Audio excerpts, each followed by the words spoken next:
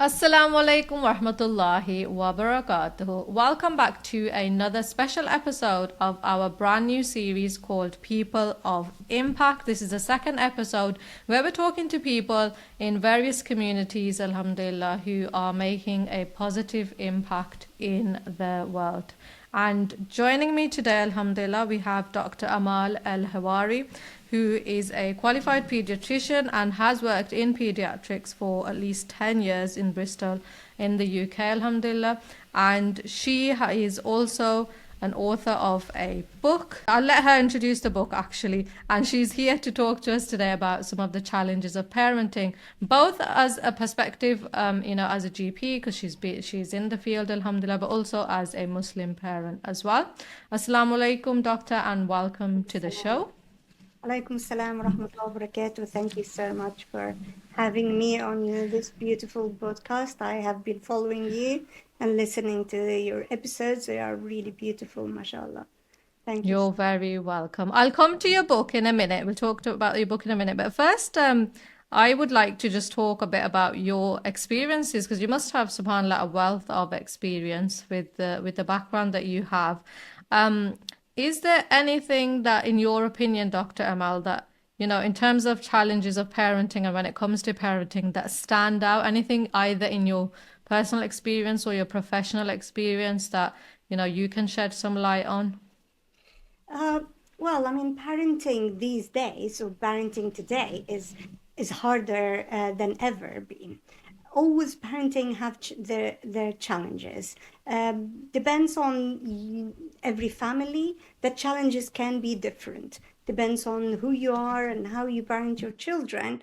You can face one or the others.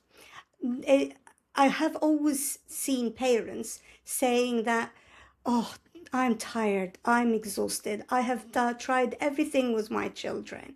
I talked, I shouted, I rewarded, I punished, nothing is working. I wish if my child just listened to me and what I'm saying. I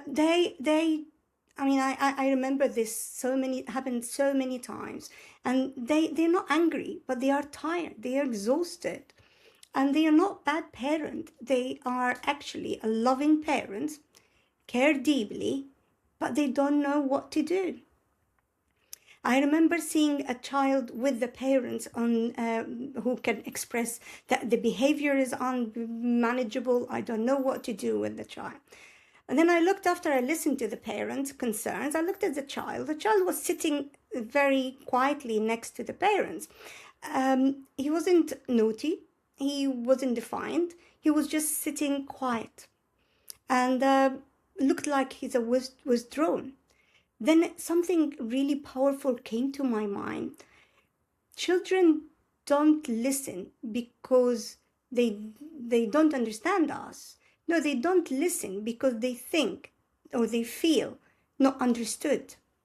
So I looked at the parent and I said, could you remember when the last time your child felt like he's seen by you? Have you listened to your child? And then there was a big silence after that, followed by a very big ah. Honestly, there are lots of challenges that could be avoided and diffused and overcome by just listening to our children and having that kind of relationship. There are different styles of parenting. The researchers considered 4. I promote one of them, which is the best one, of course, and the one that can produce a positive outcome, which is called authoritative parenting. And authoritative parenting is not about being perfect parents. It's just about being able to connect with your children more than any other way of parenting. Jazakallahu khairan. That's really insightful. I wanted to just ask, do you feel that the challenges are different now for, for parents now who have young children compared to maybe when, we were younger, like at least when I was younger, there wasn't so much technology, and we played, our playing outside with our friends was normal, and we did a lot of different things that I guess children don't do now. And then there wasn't that worry of safety as well. So do you feel like this adds pressure and challenges to parents nowadays? Certainly, as I said at the start, parenting today is much harder than ever for so many reasons. The parents, at this time in this life, are exposed to a lot of pressure. It's social comparison, the screens and the following on the social media, people who pretend to be perfect, and that puts more pressure on the parents. The lifestyle and the rushing to work and come from work and try to deal with what is needed at home and cooking and feeding the kids, putting them to bed, and then you're just breathless by the time you've done that. And the pressure of you have to be able to do it. You be failing if you needed help, or you complained, and also the extended family, the new parents have lost a lot of this. Also, the kids are more exposed to technology now. They are more aware of lots of things, and they face the same pressure like the parents do, because they are in comparison with their peers, and they see things that they want to get, and that causes a lot of stress in the child. And so you have stressed parents and stressed children.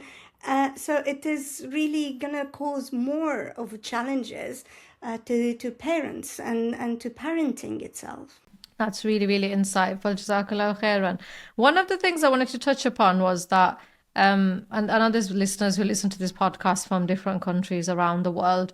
And in my experience, in some cultures, parents tend to be quick to seek medical remedies, or following the medical model if there's anything, like any issues with their children.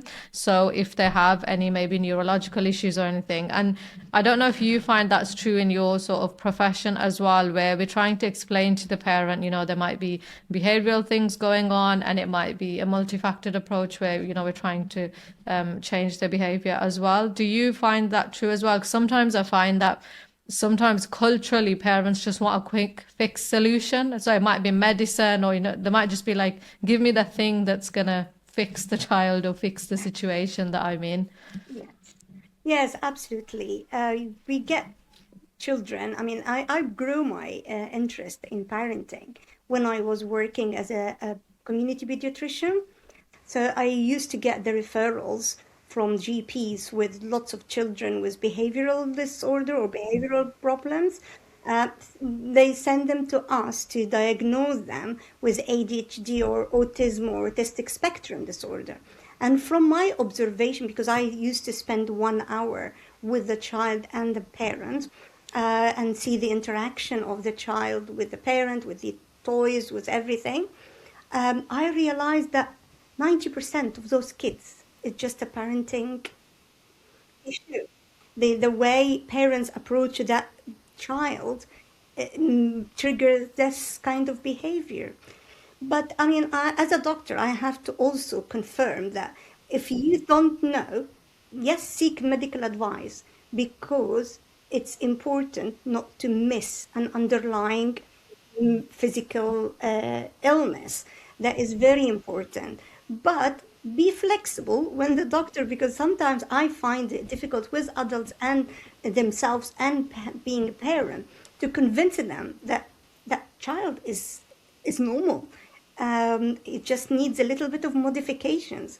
Or you as an adult, you don't have a physical condition underneath. It's just maybe, stress, or there is some sort of, I wouldn't say mental health, but something psychologically stressing you out and making you perceive these symptoms. So seek medical advice, because this is very important not to miss an underlying disease, but be flexible to accept the idea of trying other ways to approach your child. Of course, that's very, very sound advice. Now, let's talk a little bit about your book, Dr. Amal. Can you tell us what it's called? Because the title is so interesting, and how you came about the title for the book, as well as what it's about and why you wrote it. Sure. The book is called 10 Keys to Tame the Lion and Pet the Monkey. So I came to the idea because when my kids, I have a daughter and a son, when they were young, some days we play monkeys, other days they are lions.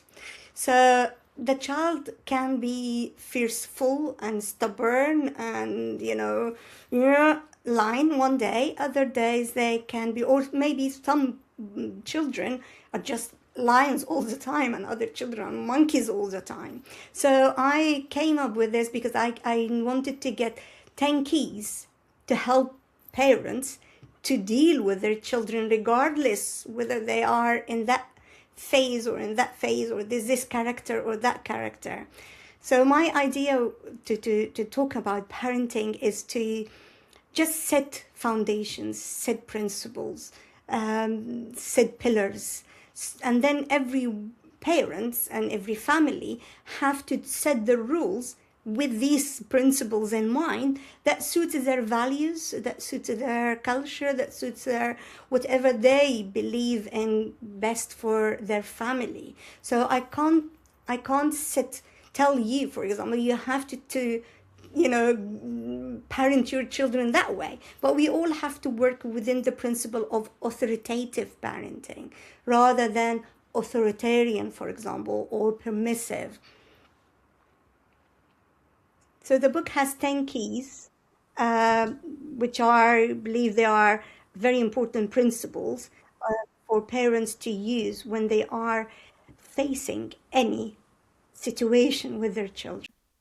MashaAllah, that's really commendable thing you've done, because it's obviously hard to take the time out to write a book, especially one that's going to help parents in their parenting. As a final thought, what would you say to maybe any worried parents out there or new parents out there who are facing parenting challenges? As an experienced mom yourself, sometimes I feel like visit or see moms who are quite stressed, especially when they've got a lot on. And as a working mom, you'll know sometimes in the UK, you've got, not just in the UK, around the world, you might have multiple roles. So you might be a mother, you might be a wife, and then you've got your job, and then you've got your children to attend to as well. So if there's anyone who's sort of listening out there today and they're struggling with this, what's the one key advice that maybe you would have given to yourself when you were younger and in that stage? I would say that stay calm. Being calm help parents to control the situation, and also children will absorb our emotions. So if you stay calm, your children will stay calm. And if you panic and start self-doubting as a parent, then parenting goes really in the wrong way. And last thing is, you are doing better than what you think. I say that to every parent. You are certainly doing much better than what you think. It's just this, trying to take control, but take control with kindness and calm. That is really, really sound advice. So much advice in that short amount of time from Dr. Amal El Hawari, who I'm going to thank once again for taking her time out of her busy schedule to join us for this special podcast series. And I hope that it's been useful for you. If you did find it useful, don't forget to watch the previous episode of this particular series as well. Until next time, Assalamu alaikum wa rahmatullahi wa barakatuhu.